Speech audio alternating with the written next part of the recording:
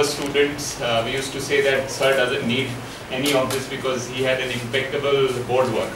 But with times, he has also changed. Thank you, sir, for coming. This is the last seminar of our center for this semester. We'll come back again. Thank you, Rohit. I tried to use a blackboard, but the blackboard here I know is too small. I mean, I need a bigger blackboard, right? So that's why I used to use the S3. No, whatever. 205. 205. S3 was down campus. Sorry, S3 and L3 was down campus. Well, you see, what I'm going to be speaking about is not really a paper, but these are excerpts from a monograph which I have just about completed. So in a way, it's not like any other paper that you might hear, which is fairly complete. I told Rohit this and he said, okay, it's all right. I mean, that's the only thing I have. That's what I've been working on for quite some time. Right, I've been working on this for almost 3 to 4 years now. And of course, I've been working on the problems that are in this monograph for much longer because, as you will see.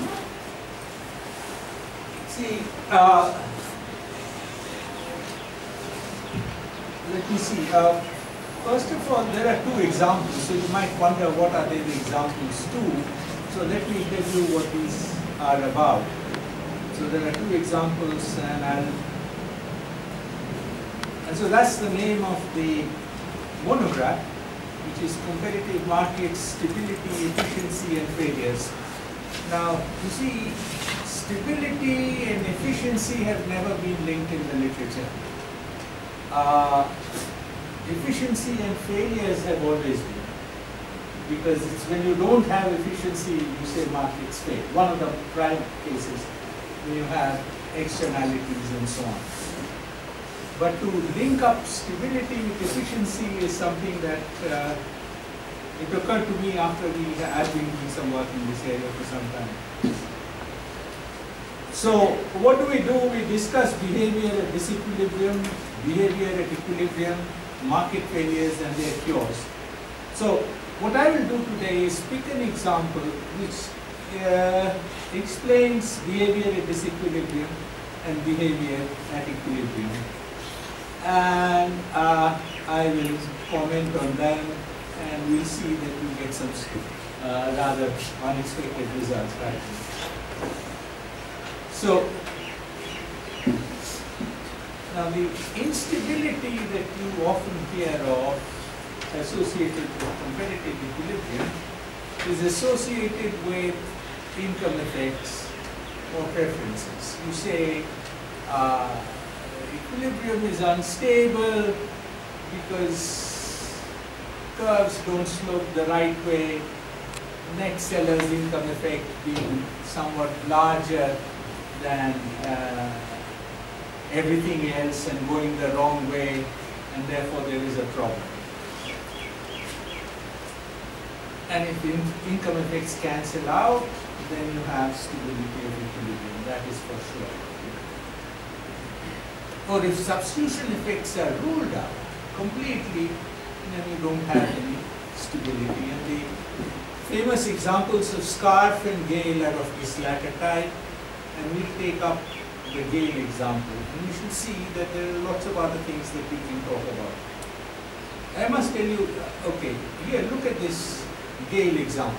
When I used to teach general equilibrium here, see the way the thing came about is once, maybe, I don't know whether there is someone from that batch here because I don't remember the batch.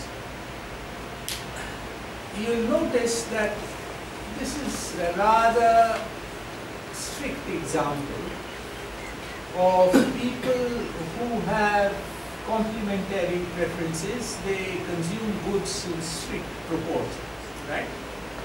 So UA is x to y, UB is 2xy.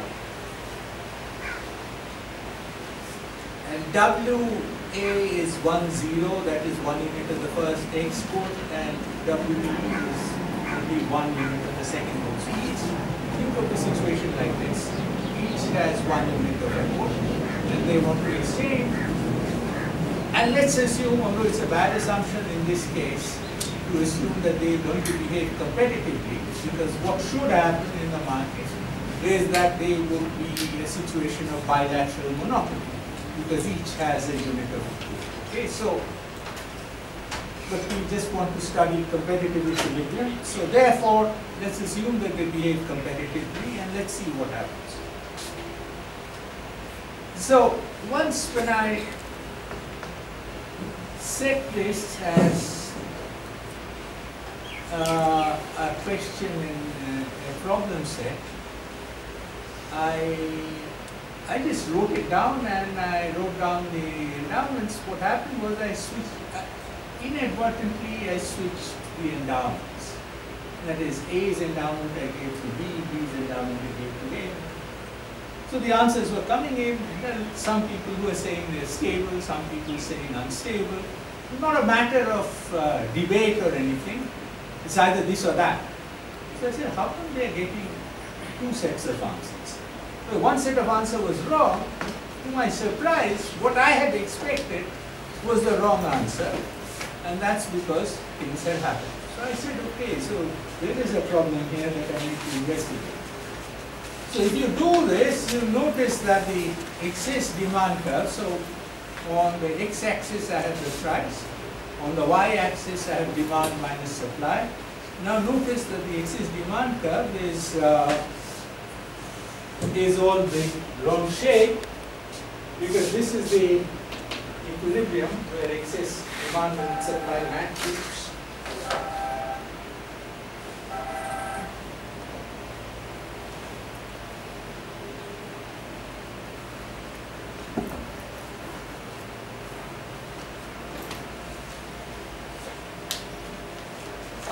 You notice that from here, if you start with a price like this, there is excess demand, the price moves off, so away from equilibrium. Starts from here, there is excess supply, the price moves away. So this is an unstable equilibrium. So it's just two goods.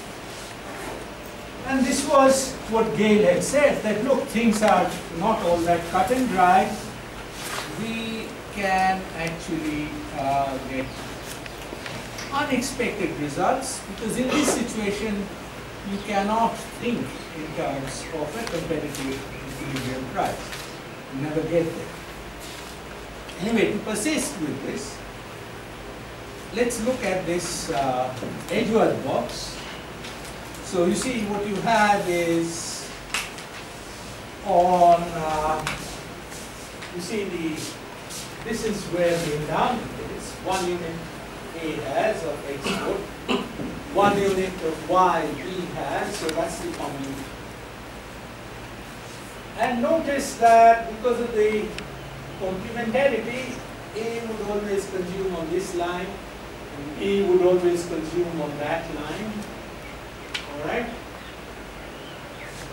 This, of course, is the equilibrium point. And so this is the budget line, the equilibrium budget line. So what happens? A sells so much of X and buys so much of Y, and the remaining goes to T, and that's the competitive solution, but that's unstable, so you can't get there. However, suppose instead of this being the endowment point, you had chosen any other point of this line as the endowment, right? So suppose somewhere here. Notice that the income line does not change, demands don't change, supplies don't change, so that's still the equilibrium. What is the only thing that has happened is that the trades have changed, the transactions at equilibrium have changed. The surprising thing is, if the endowment was here, the equilibrium would be stable. Not only that, if it was anywhere here on top, the equilibrium would be stable. What is even strange is if you look at the entire excess demand curve,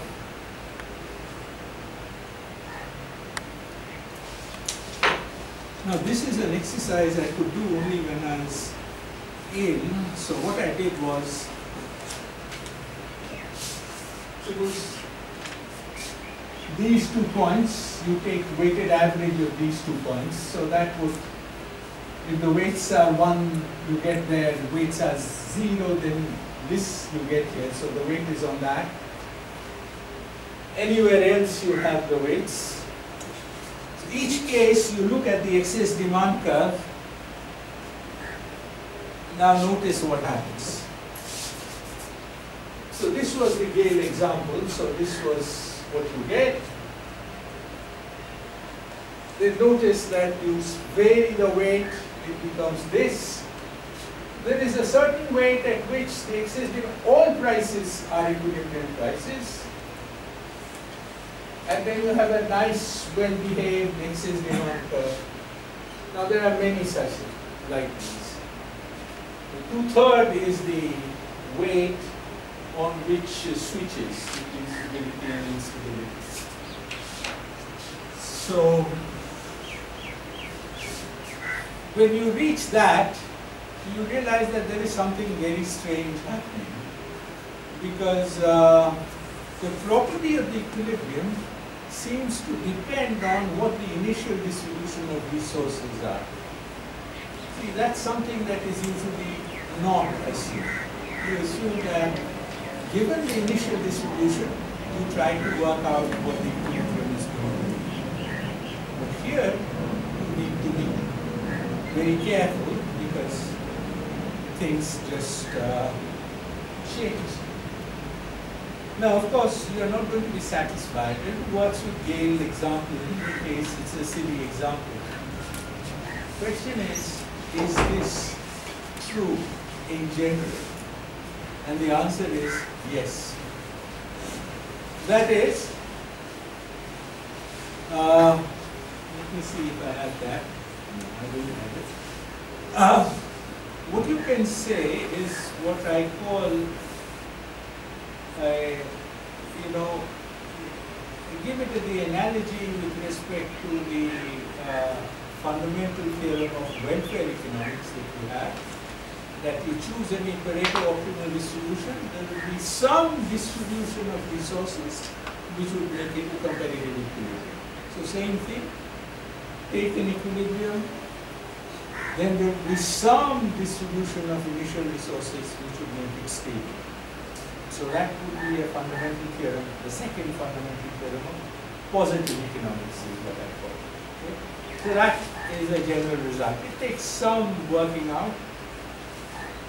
But the essence of the story is that here is something happening which the literature at least does not expect. Because you would expect that the initial distribution of resources should not really matter, but it does.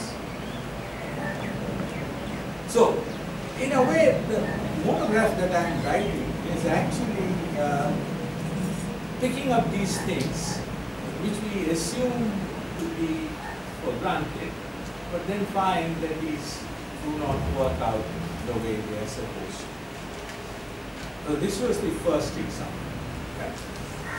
The second example is a bit like this, but also different. So let me at least set up the story, and then it's easy to set up this story, so that's why I prepare you for this one. So this was the behavior at disequilibrium. Now the behavior at equilibrium is the easy question. Let's suppose you have the equilibrium price, demands and supplies match, so people just have to transact. But suppose everyone is behaving competitively, should I behave competitively?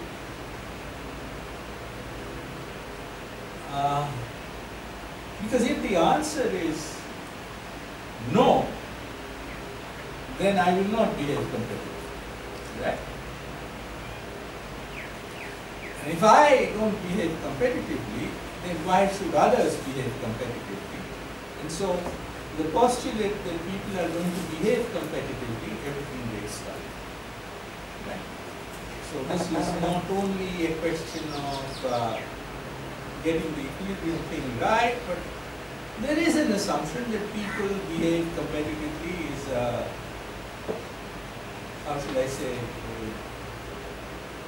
a given fact. But these days, you do ask the question because you are imposing also at the same time things like rationality.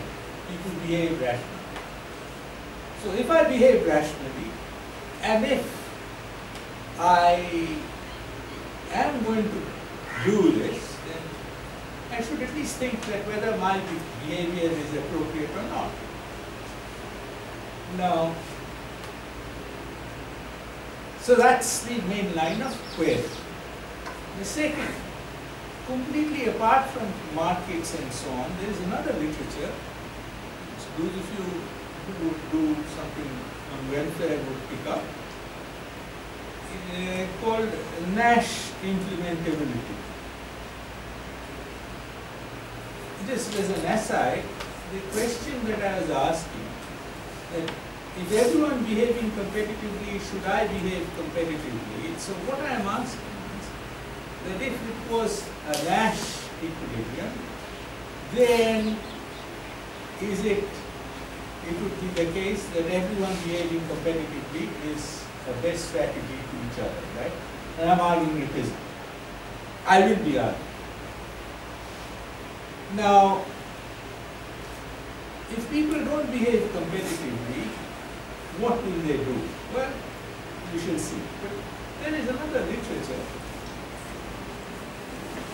which says that, okay, you want this outcome, then can we think of a particular kind of a strategic conflict situation whose Nash equilibrium would give you that outcome? So I don't care. I don't care how we or what we do, but can we get the competitive outcome? Because after all, it doesn't really matter. What matters is what transactions take place. But can it happen that this transaction actually is the result of some Nash equilibrium? Right? So that literature actually says yes, it's possible. That is, you can get the Nash equilibrium as you can get the competitive equilibrium as the outcome in a Nash game, where each person who is involved in the economy would have some strategies, and the strategies that comprise the Nash equilibrium would result in the competitive equilibrium being played out. The only problem is that the strategies involved are different, completely different. Only time that this worked with people just announcing their demand, which is what happens in a competitive market. I just want to buy things off the market, given the price, is if you have two goods. So the first few times I spoke about this, I had an example involving two goods, but that's not on because I could easily have dressed it up as, essentially, if you have more than two goods, then what happens is that the minimum information that is required is each person has to have control on the price. So it's not a competitive setup at all, it's different from a competitive setup. Okay? So if I have to go against that result, then I have to start with the three good case, and so this is what I did. There are three persons. You very carefully constructed the example. Now, why do I keep on choosing people who have goods in fixed proportions? Because the arithmetic involved is very easy, and therefore I don't need to worry too much about calculus and so on. So there are three goods and three individuals. So each one, of course, is interested in consuming only two goods. A wishes to consume X and Y, fixed proportion, has 1 unit of good X. B has an utility function which is Y times Z, exactly textbook variety rectangular hyperbolas in Y and Z. and has 1 unit of y. C, again fixed proportions z and x, and 1 unit of z. So you compute demand functions. That's quite easy to construct. So, and P and Q are the prices of the two goods. And I'm assuming, I think, Z to be the numerator, so they're all relative to the price of goods Z. So you have this. Okay. Now what does that mean? So notice that the total demand for X is P by P plus Q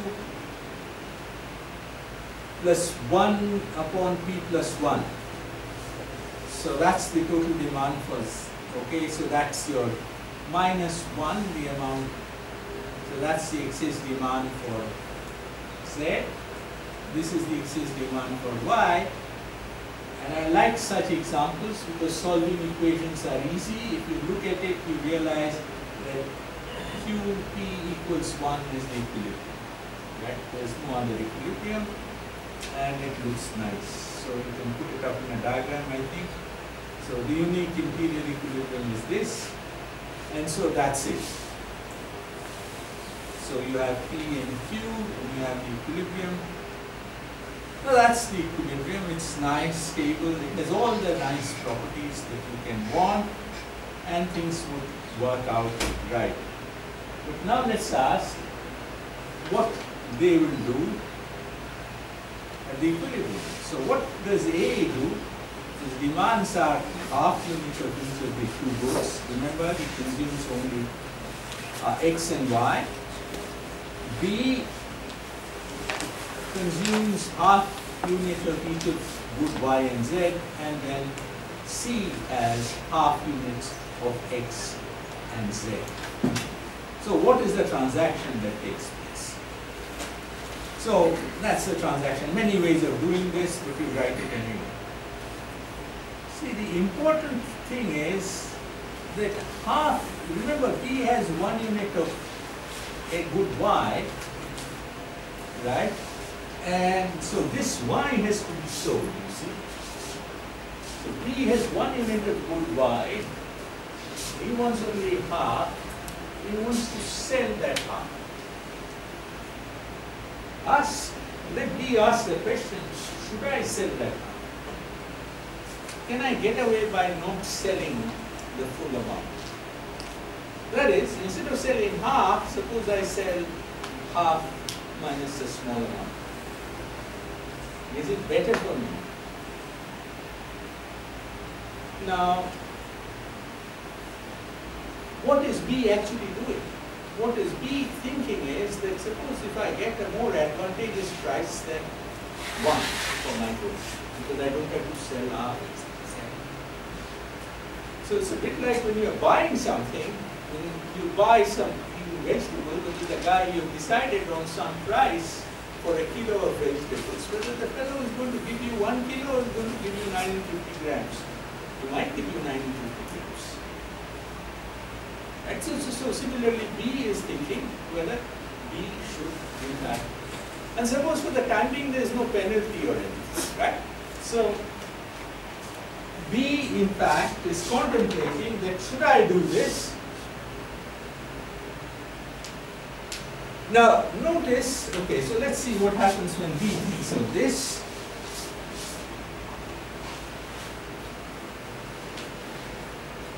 Well, anyway, so notice that A and C have no incentive to hold back supplies. Why do A and C have no incentive? Because they consume goods in fixed proportion. So keeping something would not give them an additional benefit, because they have to give more of the other good as well. But that they don't have. So B is the only guy who can, in fact, if he or she keeps back a little bit from his sales, can benefit. B, however, by supplying less, if others act competitively, increases utility, since by supplying a little bit less, he ends up with more goods and is better off. and B needs to be regulated. So B needs to be regulated. Someone has to stand on B and say that, hey, wait a minute, you can't cheat. Right? That's how you get the competitive equilibrium to be played out. Otherwise, it disappears. Now, if you, in fact, put a penalty on B, so suppose the probability of, so what I'm going to do is to put some ad hoc penalty to B if he gets caught. That is, if instead of selling 1 kilo, he sells 950 grams, there's a penalty, right? So obviously the penalty has to be if the person is caught, right? So let the probability of being undetected is some theta, and it's undetected, that is, you go scot-free. And that depends on the amount of cheating that you do. If instead of selling 1 kilo, you sell 950 grams, you probably get away scot-free. But if you sell half a kilo, just by an eye estimation, people would catch you, right? So you don't remain undetected. As you cheat, the probability of remaining undetected goes down. Okay? So if that happens,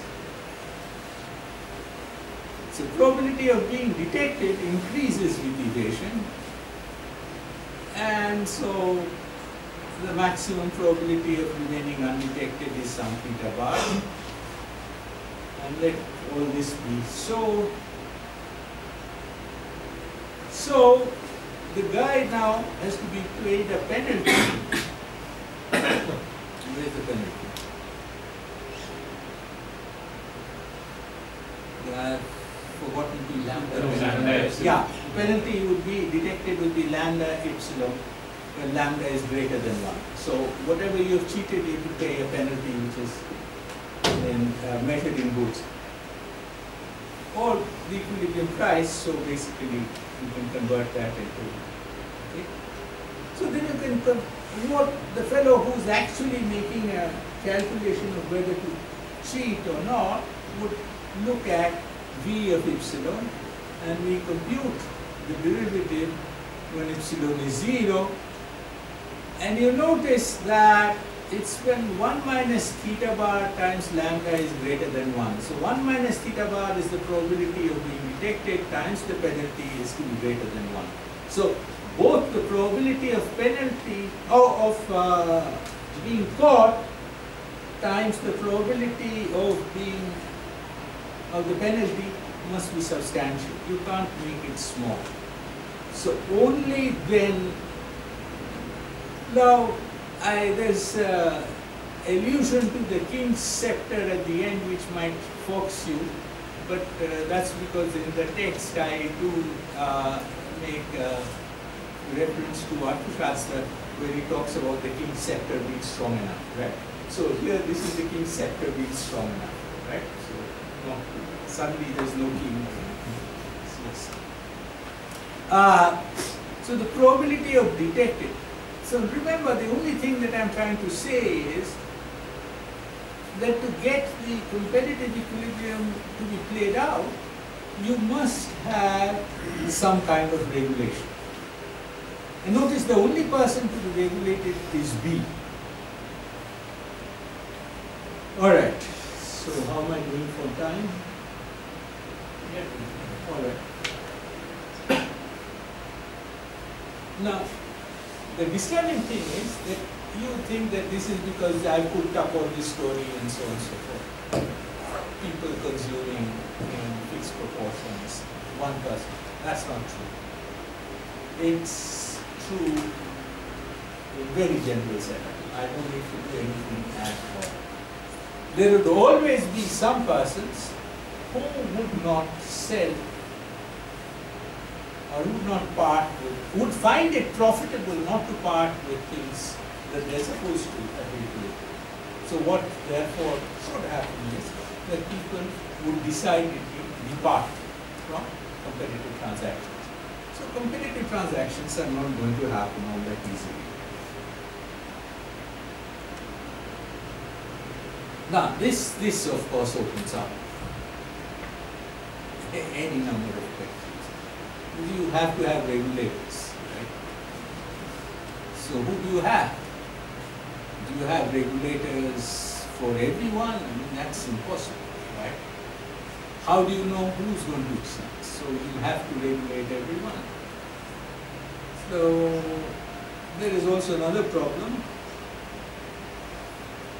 I don't talk about today, take too much time, but you see, what is it?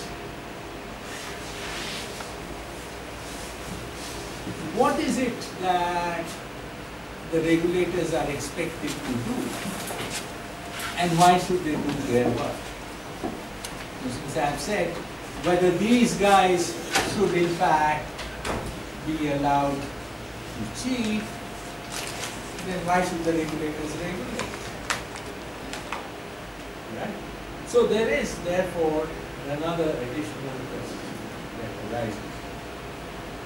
So the markets break down not only because there are externalities, but because there are things you manipulate, you try to fix that when you open up other questions.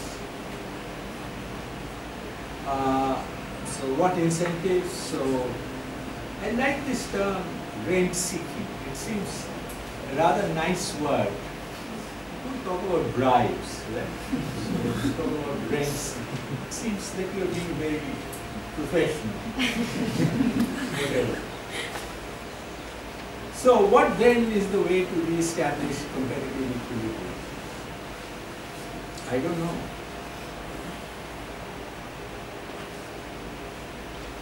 Look at one other thing. Suppose we go back to that example. Now what I am doing now is something which I hooked up till I realized that where I was heading for. So suppose I had changed the initial distribution in that example and gave B 1 unit of X and A 1 unit of Y, that is, switch that around. Remember, B does not want X, right?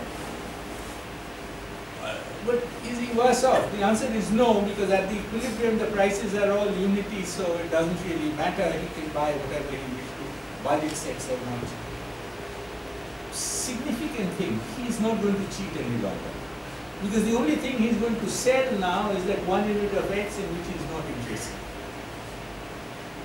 Right? But the other guys are not going to cheat any longer. Why? Because they never cheated in the first place. They always took things in phase proportion. Right? So that thing seems to have worked, and you suddenly find that there is no way that the competitive equilibrium can be not set up. Right? No one has the incentive to deviate. How has this happened? It has happened because this guy has been given something which doesn't want.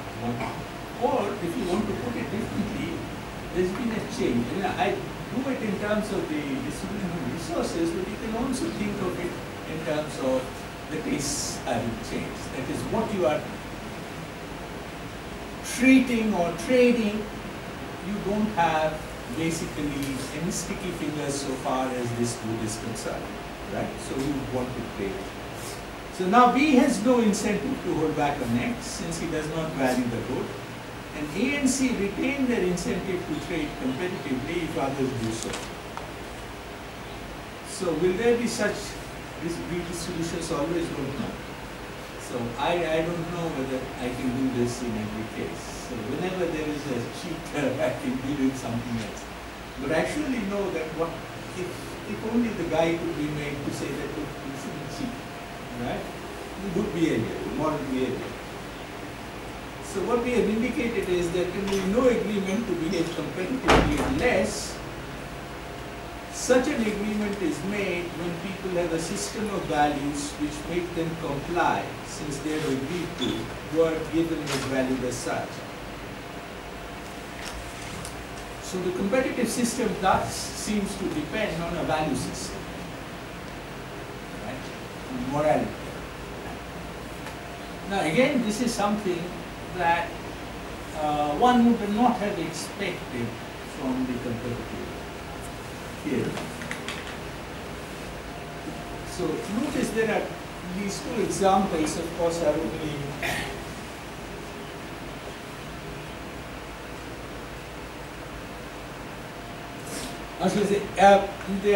they exhibit something which is much more general. On the one hand, the initial distribution of resources is important. Without that, you may get into trouble. There may not be any market to talk about. And if the value system is not accurate, not good enough, you don't have high moral values, you don't speak. You're always told that, look, you must be a good citizen, which means that don't lie, speak the truth, all these things. But those things are taken for granted, right? So something like this, I think the founding fathers of this area, they took for granted that people would not deviate from, generally civilized behavior. What we think of as civilized behavior, but people do deviate. And I must tell you that an earlier version of this result, I was some years ago now, in 2010. Then I had a rudiment of an idea that this was happening. And I was speaking in front of my teacher, who was, of course, probably one of the founding fathers of the subject, Anjan Mukherjee. Very old, it's 1991 or so. So we were walking away from the lecture. So he was quiet and suddenly said, wait a minute, you mean to say people cheat? So the entire expression on his face was rather distasteful thing. People cheating, what is this nonsense? So I sort of said,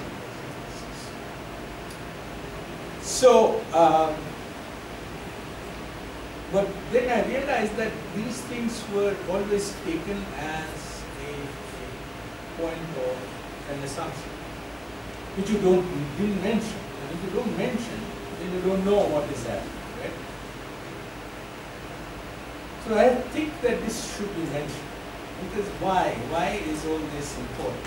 Because remember that it's the properties of the markets which you use for much of your policy making. Everything is in terms of what happens. It's the first fundamental theorem of welfare economics, efficiency. Right? Which is why I think that one needs to re-examine this. Anything that you may do in terms of any policies, the justification you have, well, come on, how can you have for this, because that is contrary to what the competitive markets tell you. The problem is that true that competitive markets do have nice properties, but they're having nice properties means that you can only have them when you have certain things. You have some kind of regulation, or you have good moral behavior. If you have regulation, then you have to give them incentive to perform. Otherwise, people will not perform, and therefore you are going to get deviations from competitive behavior, rent seeking, or bribes, or whatever. And then you also need to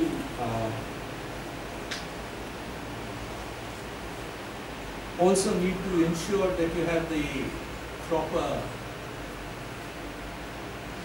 distribution of resources.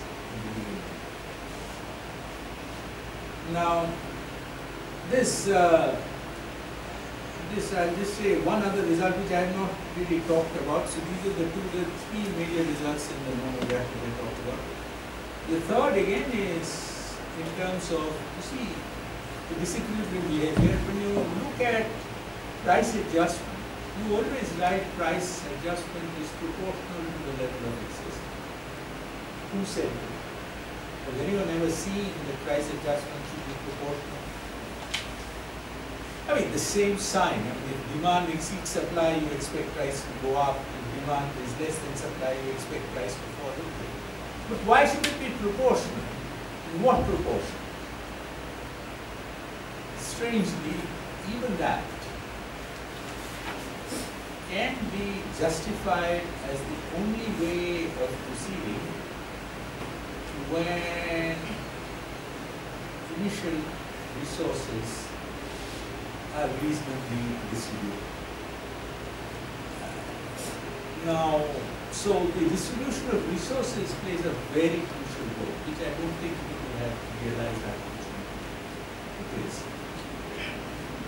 Whether that would have fixed this moral dilemma case, I don't know, but it did fix it in this case. There it is. Nothing more. Thank you, sir.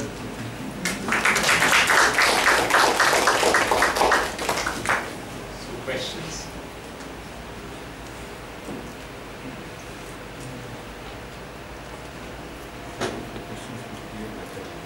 Clarifications, questions? Short silence. How can this be true? I don't know. I was very surprised when I left the center in 2010. I don't see them. They must have passed out. A couple of students came to ask me what my plans were. So there are three things that I said I would do. I mean, this monograph was already on the back of my mind because similar things I had been working on. I had not got the results as clearly as I have them now. The various other comments, so that was one. The second was, we had also been working on state of the art. Some of you know others. And it's completely different from the kind of thing I usually do. So, understanding an economy which is as underdeveloped as we are, or that would be something which I learned a hell of a lot. And the third was that I've always read the Arthashastra because it gives me good quotes that you can use. Right? And that guy seems to have been amazing because it seems to have thought about a large number of things. Right? Whether you agree with them or not, I mean, how he got, for instance, about there are fractions mentioned. But that intrigued me. So I thought maybe now that I'm good for nothing, maybe I should actually. So of these three, I've managed to do two. I've written something on the art, and I've completed this. What I had not anticipated, of course, that I'd fall in, right? I mean, that was something that was completely unanticipated. But I think I'm okay with this. If I can do the Arthashastra in the next 2 or 3 years, I think then I can come back and talk to you, give you a very interesting talk on what the Arthashastra is all about. And why did the old man say? I've been asking questions, why should exactly 1/6 of the state revenues be given out as wages? Should, I mean, why does he say? I don't know. Why 1/6? Why not 1/5? Why not 1/4? I mean, 1/6. So when I keep asking questions like this, I get very silly answers. One was that it was the Brahmins being very fastidious about numbers. I don't know. That doesn't, he would have a reason of why he said 1/6, but he did not mention. Yeah. It would be nice to find out that this solution actually has some kind of, or can it be justified under certain things that it should be 1/6?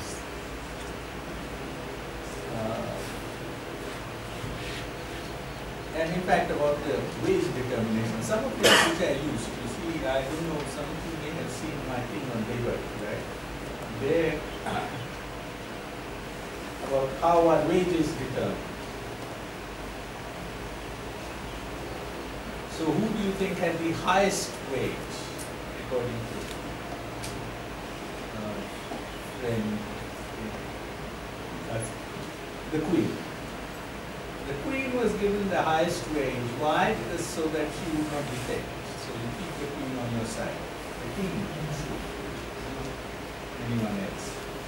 But the problem was that according to the other person who had the same thing was the teacher, the guru, the Raj Guru. And you know, all the salaries, they're nothing to do with marginal product. I mean, it's so different from what we done in economics that you need to think of why this guy is talking about these things. A couple of fellows have written a paper which I had not read, and they published it in the Indian Economic Journal. I think they are from, they're foreigners. And they said that, look, here is this fellow who bought everything before Ricardo, before Andrew Smith, and so on. So he had, God knows what would have happened if he had followed those things. I don't know. You were going to ask something. So my question is, related to the example that you gave, the second example. Let's say that the utility preferences are such which are not, so let's say it's X, Y, Y, Z and would no, if it is X, Y, Y, Z kind of thing, because then everybody would have incentive. Everyone would have an incentive. So in which case the regulation would be a lot more complicated. You just imagine how difficult it is to pin down the thing, just one guy cheating only in 1 month, right? That itself is kind of a problem. Everyone cheating. Reality is for the Indian system probably. No, this has got nothing to do with India actually. In fact, I don't know whether this casual empiricism or not, but if you look at the number of, look at the incidence of all the scams all over the world, and at least their surfacing sort of, has to do with the fact that practically it's the same system, economic system which is operating all over the world. Right? And there is, of course, a lot of anger, there is a lot of, there are lots of books which are coming out that things like, the value for money, are we attributing too much to money? So you see, essentially cheating or all these scams arise because we like to acquire money, right? Beyond what you need it for. So essentially it's sort of some kind of moral reality. Many such books, and I lost count. To look at all these books which are on governance that are coming. What do you do? Clearly what you need is, everyone, and I even have a quote somewhere which I don't know whether I have shared it with you. from Milton Friedman laying down what the government should do. And Milton Friedman is surely no respecter of government. But he says that the role of the government is to ensure that private contracts are maintained.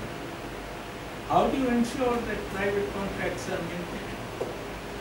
And can I ask, maybe it's completely misplaced. So what are you suggesting? You're saying that you cannot actually set up a structure in which when people pursue what they see as their private interest, you can get a competitive equilibrium. Is that what you're saying? Can you rephrase it slightly? That is, can I think of a structure, whatever be the way I define it, number of people, endowments distributed, etc., in which if people pursue their private interest, I want to cheat because it suits me. So if people pursue their private interest, you will not get a competitive equilibrium. Is that what you're saying? Precisely. So, in fact... So you're saying the invisible, I mean, basically you're saying that you can't think of, I mean, forget about the real world. You're saying you can't think... It was wrong. No, but what you're saying is you can't even set up a structure in which you can't even think of a structure. You can't even think of a structure within which... I thought that was what Arrow Debru was all about, that you set up the structures. The structure that you can have is, of course, you all become saints. I mean, that's not wrong. But on the other hand, I think, you see, what you can get is particularly, what's the distinction between markets operating in countries where the legal system is not working properly and in countries where the legal system is working properly? Well, reasonably. Is because you do not do certain things because you know you will be caught and punished. But if you know you can get away with things, then you get to do these things. I mean small things. For instance, you sign a lease, right? And then why are rents high? One of the reasons rents are high is because the houses are in short supply. And therefore, why are houses? There are enough houses. Why? Because people are not giving them out on rent. Because they give it out on rent only. Yeah, okay. Praveen suggests a good person. I need a house to give on rent. So these kinds of contracts are done. Otherwise, it would be in fact a lot cheaper. But because you don't trust the guy. So you see, in a way, you had all these things with. It's a kind of asymmetric information, but here it's about the nature of the trader itself, whether the fellow everyone says that, okay, I am not going to cheat, right? And who's going to say, okay, you come and buy from me and cheat, right? No one will do that. So I can't think of a proper structure, yes. As this distribution thing, which is so complex. The distribution thing is also very complex. Because unless you get the distribution right, and people don't talk about it, you see, which is what surprised me. You see, I think in some sense, I don't know whether they realized it or not, they seem to think it had to do with taste. Oh, income effects are okay. So then you worry about, preferences, brokers, all that nonsense. I mean, that is what. Sir, 9 questions, sir. Suppose the assets that I have is of no use to me. In other words, I do not, because the condition that you said that, in that no. First thing is, if it's no use to you, are they assets? I mean, the goods that I, the allocation, the good that I have is of no use to me. In other words, if I follow Professor Patnaik, what he talked in a semester's first lecture, a commodity which... Don't get me against No. What I'm trying to say, you are saying that both of you are saying the same thing. In fact, he defined commodity as the one in which the producer doesn't use value but only exchange value. In such a situation, only in such a situation the commodity equilibrium exists. diplomats. Did he say that? No, competitive equilibrium is what I'm saying. I'm saying that if you hold that all goods are all commodities, that is, all goods are commodities. I do not have any use value out of it, only I get exchange value out of it. In such a situation, there is no incentive for cheating. Because what you said. Initial endowment gets changed from 01102. So basically, the B doesn't have need X, and he doesn't have he only has X. Yeah. So everybody has just commodities, and as far as Professor Patnaik's definition, on no use value, I on mean- exchange value. I mean, Then we will have a competitive. Yeah. In fact, competitive equilibrium to exist, you need everybody to have only commodities. That's all. Only commodities. Everything should be commodity production. Only commodity production has to be. That's That's what nothing is there in else. this. no, but I Not think A and true. C are talking It's not about true. finding out what Rohan Is it all necessary or even one? Necessary condition. Only under that condition this equilibrium. But in this case, B and it C. will not. No, in A and C, they have a preference. They have goods also. Yet you are getting a competitive equilibrium. Because there is only one person, right? Yes. And which So yes. then you have to have two conditions, that the preference is of such kind which needs two goods. No, There but can't be any look, complementarity. That's it's it. rather doctored, right? It's doctored because it makes it easy to track down where is the problem. But in general, of course, I mean, we don't consume goods in preference, in fixed proportions, right? So there is a bit of substitutability going on. So once that happens, then it's very difficult not to have something which you don't value.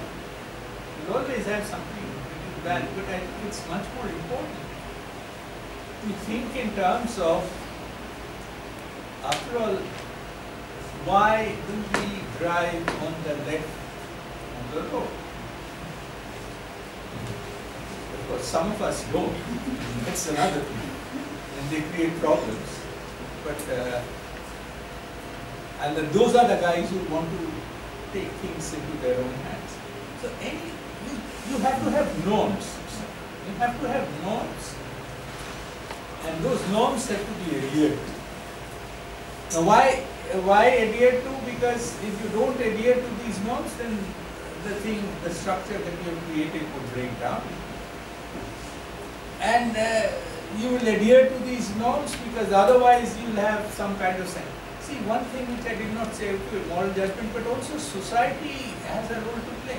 See, I mean, if you say that, okay, we want to talk with good society, but then of course I don't know how many people we talk to. I mean, we don't know how many people we talk to.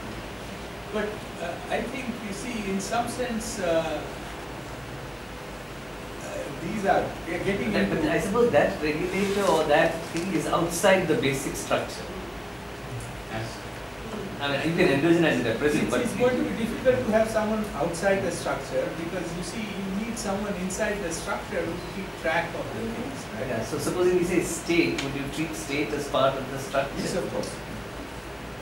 You see, that's why I used to say, when there is this enormous debate in the country about the Lokpal, right?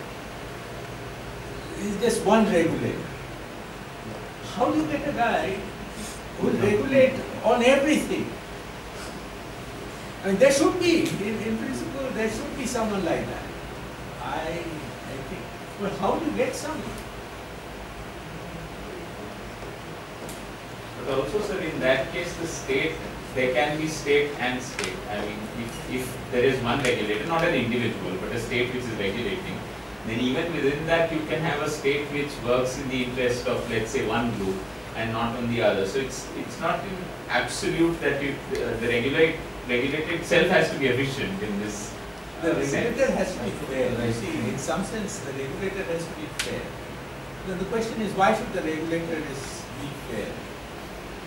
You see, being fair, I must tell you, is probably the hardest thing that you can do. To be consistently fair on each and every count is extremely difficult. So, we are getting into moral questions here. But I think we need to get into these questions. I mean, these examples show that these are things which are not of peripheral but central.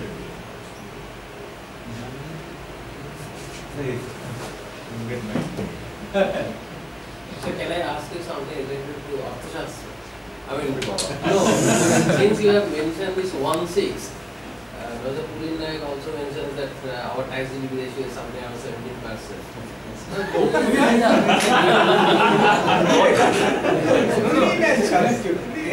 know, but yeah, quoting him, basically DK Srivastava wrote one NIPFP working paper on this 1/6. You are mixing up categories. I know, no, but my question is the euro area, tax GDP ratio is 50%. In our country, it was less than 10% for years. And do we need to take this 1/6 too seriously? That is subject to Well, question. I'm not saying that you should take it seriously. I'm saying that I would like to know why he said so. Then, if I can find out why he said so, then I'll argue whether or not we should take it seriously or not. Sorry. Because the other question. So I was just wondering if this epsilon is so large that certain part of the epsilon. Oh, epsilon is so large you get big now. Immediately. I mean, so you don't, I'm talking about small cheating. Big cheating can be caught. I mean, even you ask any trader, they will not cheat you so much. No, seriously. I was just wondering when the final result to which you arrive as the competitive market down the line, it has to rely on good moral system within the system. But this don't you think that this result contradicts the mainstream dichotomy which maintains that there is a positive economics which only gives you value? No. In And fact, there is a normative which only gives you. I mean, it's not my result. Look, this is something that is people like Amartya Sen have been very vociferously arguing, saying that, in fact,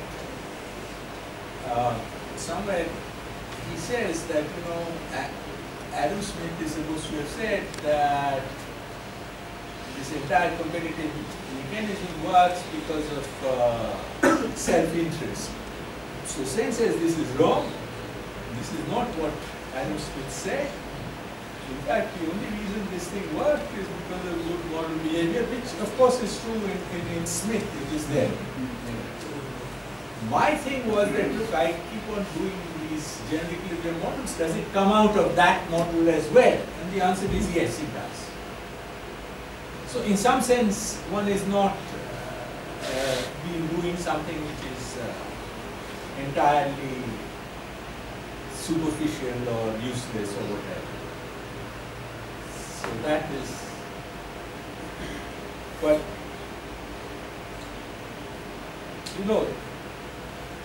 any such number that it should be this has to have a theory, right?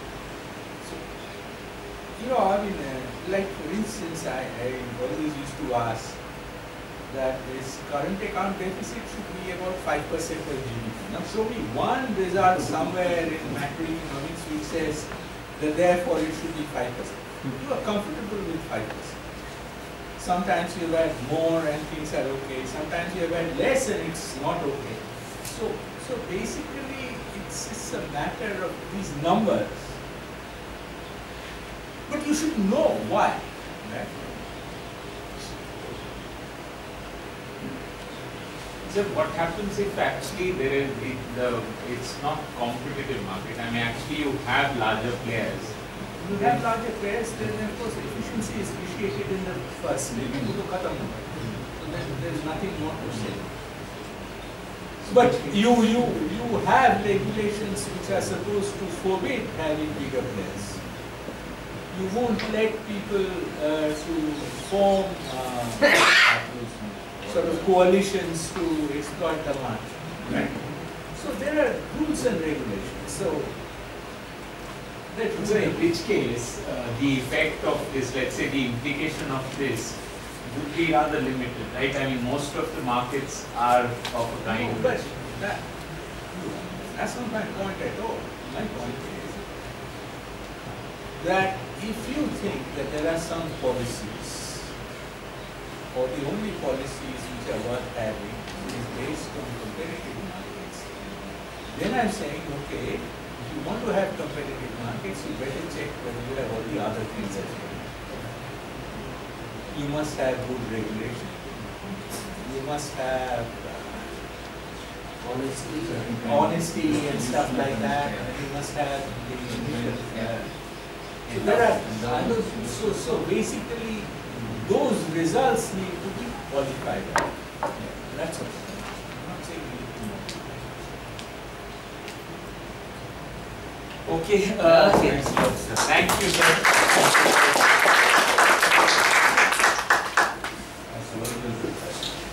Thank you.